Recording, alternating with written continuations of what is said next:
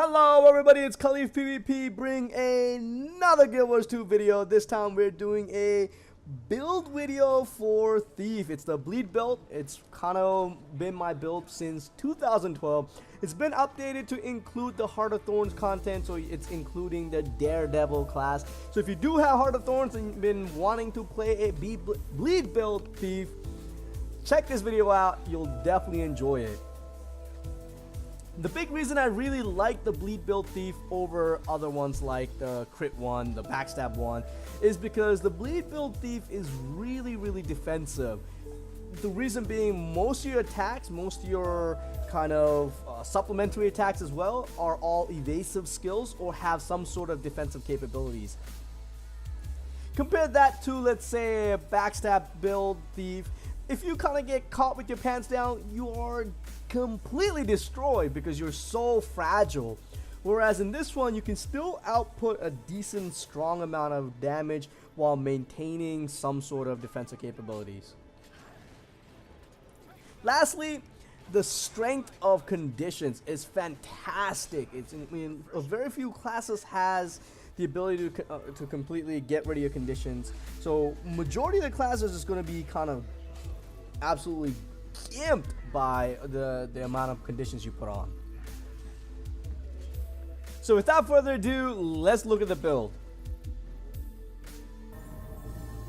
The equipment for this build, we're gonna go with power, vitality, and max condition damage. So essentially carrion. So if you have any chance to pick up carrion gear, go ahead and pick that up. We will be, for the items, so for the weapons rather, you're going to go with, again, carrion daggers. So you're going to have a dagger and a short bow.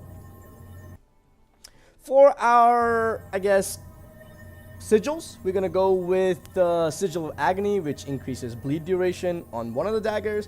And then I have Sigil of Corruption that essentially increases your condition damage per charge. For the short bow, you can also kind of pretty much replicate that as well, just so you have kind of an equal playing field. For right now, I don't have anything on here because I just got this bow, but essentially if you do have it, you want to put those two sigils on there.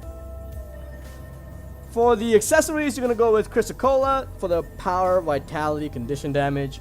You can kind of add some other mixes into it. I just personally like that. You can get essentially max vitality as well as max condition damage. So now let's talk about skills. For this build, you're essentially again going to go with dagger and short bow. With dagger, it's your traditional bleed build. You're going to go with number 3, Death Blossom, to essentially put your bleed stacks on, and you're going to filter that in with couple auto attacks to get that poison from it. In addition to that, you're essentially going to be using Dancing Dagger only when you're kind of need to close the gap between players. You need that cripple, they're trying to run away or whatever the case is. But other than that, you're really not going to be using Heartseeker, and you're really not going to be using Cloak and Dagger. Those two skills are not really useful in this build. For your healing, you're going to go with Withdraw, and we'll talk about the reason behind that. And then you're going to have another bread and butter skill, Caltrops. You're going to essentially lay that down in the beginning of the fight. You also pick up Impairing Daggers for the stun, or not the stun, the immobilize rather. And the third and final, I guess, utility skill. This one's kind of unique. When you're about to fight, you want to go with Roll for Initiative.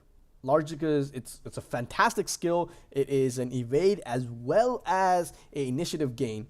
But when you're roaming around, you're going to be running around with Signet of Shadows for that speed boost. That speed boost comes in really handy. So it's kind of, you're going to have to do some micromanagement where you switch out right before you engage. But sometimes with this skill, you'll be caught unaware. And so for that reason, you kind of want to be mindful, so to speak. For your ultimate, it's Dagger Storm. I really like this skill because this helps you to essentially take camps really quickly by simply just Dagger Storming all those ranged NPCs. They're gonna be non-void. They don't matter at all. Other than that, it's not really too useful rather when you're in a team fight, because if you're Dagger Storming, most people aren't gonna gonna select you, not gonna attack you. So kind of reserve this when you're going for camps, and yeah, pretty much about camps. For the specializations, you're gonna go with Acrobat, Trickery, and Daredevil. From Acrobat, you're going to pick up Expeditious Dodger. Anytime you dodge, you get Swiftness. Again, you're gonna be dodging a lot in this build, so you're gonna be getting a ton of Swiftness. And then anytime you use a healing skill, you're going to get Vigor, which is 75% endurance regeneration, which allows you to dodge. So this is largely why we have Withdraw, because it has the shortest cooldown and the best cooldown to healing ratio in terms of cooldown effectiveness to get this Vigor. And from that, you get your Feline Grace. When you evade an attack, you get Vigor. So you're going to be doing a lot of that as well, because, you're going to be dodging a lot. And then on your second one, you're going to get Hard to Catch. Break out a stun, refill. This is essentially, if you get stunned, it automatically breaks out for you, because nothing on the other two aren't really that good. So this is kind of the best of 3 worst options, so to speak. You also get an endless stamina. The effect of Vigor on you is enhanced. It increases effectiveness by 50%. So again, you're going to get a lot of Vigor from your dodging and healing. And in addition to that, we get a nice little enhancement. And then the third and final, gain initiative and regeneration when you evade an attack. And the reason we pick this up over, let's say, Assassin's Reward or Don't Stop, is largely Assassin's Reward. You're going to be doing, let's say, 4 initiative per skill. You're only getting about 400 health, so it's not too much. Whereas if you use this Death Blossom correctly, you're going to be dodging, because Death Blossom is an evasive attack, so you're going to be dodging, which automatically procs your regen, which is a 780 heal, as well as initiative gain. So it's essentially going to take this 4 initiative skill down to about 3. From the trickery line, you get Kleptomaniac. Stealing gives you 2 initiative. You're going to be using that a lot to gain some initiative back. Caltrops, again, a bread and butter of this build. Essentially, you have this Vigor and Swiftness and all that things coming from dodging, which in turn helps you put down some nice conditions. You also get Preparedness, increases max initiative by 3. And then in the second one, Bountiful Theft, which is stealing grants you and all nearby allies Vigor. So again, Vigor is really important for this build because it allows us to dodge and start proccing a lot of these passives. And finally, second somewhat finally, lead attacks. As you use initiative, you get a buff that increases damage and condition by 1% per stack, and it stacks up to 15. So what this does is essentially, once you start pumping out these Death Blossoms, by the time you run through a full initiative stack, you're going to be doing 15% more condition damage. So nice condition damage pumping out from that. And then finally, stealing also dazes your target and reduces the recharge of steel. This allows us to essentially get that Vigor, get that that daze off faster, to get that clutch, interrupt, what have you. So again, it's kind of the lesser of the other 2 options. The other 2 options is gain initiative and swapping weapons while in combat. You really don't do this with this build because the other one is short bow. And then the other skill that you could pick up is Confusion, which sounds good because you're going to be doing about 1500 damage per attack, but it's such short duration. It's only 5 seconds. So I personally like that sleight of hand over the other 2.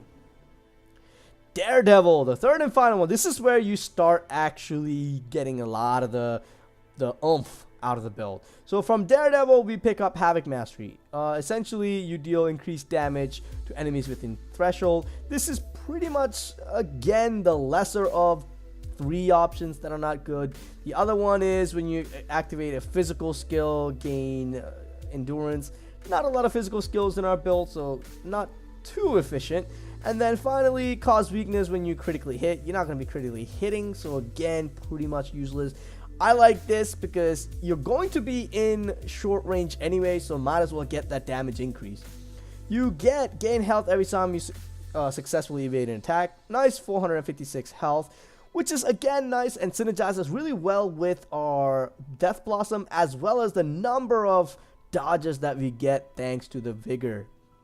And then finally in the second one, remove a condition whenever you evade an attack. Again, lots of evasion, so we're gonna pretty much remove conditions quite often. Also, the other two are really not that impressive, because the other one's Staff Mastery. You don't have a staff, so kind of useless for you. And the other one is anytime you interrupt dual damage, you really only have one interrupt, which is your Steel, so again, not too important. Finally, in the last one, we get Impairing Lotus, which is every time you dodge, you send out a dagger that does a ton of damage with bleeding as well as torment, in addition to cripple. In addition to that, you increase your condition damage by 10%. So if those of you keeping count, you have 10% condition damage coming from your Lotus, and then you have 10% damage coming from, actually 15% damage coming from your lead attack. You're going to be doing a ton of condition damage simply by just dodging a lot. So general tips and tricks for this build: you want to essentially dodge to maintain your Lotus training, so kind of get that thing going, and as it kind of lowers down, dodge again. Usually if you have Vigor, you'll be able to keep Lotus training pretty much indefinitely. By the time it ends, as you can see, it's almost runs out. In addition to that, keep in mind that you're going to be using your Q, which is your Death Blossom, which also is an evasion as well. So you're going to be pretty much unhittable because of the sheer amount of evasive skills that you have. Another trick is, against melee opponents, you want to kind of dodge and just run away and let them come to you. Kind of dodge and harass. And the reason is your Lotus training puts Torment, which increases the damage as they're moving. So kind of show it off. Come in, get him, and then just run away. Let them come. Right? Like, look at those ticks as he's chasing. The Torment is just increasing. All I had to do is just dodge and let him just kind of kite himself around, let my bleeds kind of take care of the damage, and then let my Torment and bleeds kind of really do work. Now that isn't to say that you should just be doing nothing more than running around. Obviously you want to kind of weave your skills in. It was kind of, to be mindful that you don't necessarily have to just sit there on top of your target kind of chasing around. You can kind of, depending on the situation, kite and kind of play it to your advantage. Well folks, that brings us to the end of our video. Hopefully you guys enjoyed it, got something out of it. Couple things I want to make note: be wary of Necros when you fight them, because they can send all the bleeds that you put on them right to you with the Warhorn. I think 5 or 4, one of those two. So other than that, not a lot of classes are really going to give you that much trouble. Be little cognizant of classes that can spike you down, because you want to kind of make sure to avoid those ones, especially those thieves with the the Basilisk Venom. Other than that, you are pretty much golden. So until next time, this is KhalifPVP.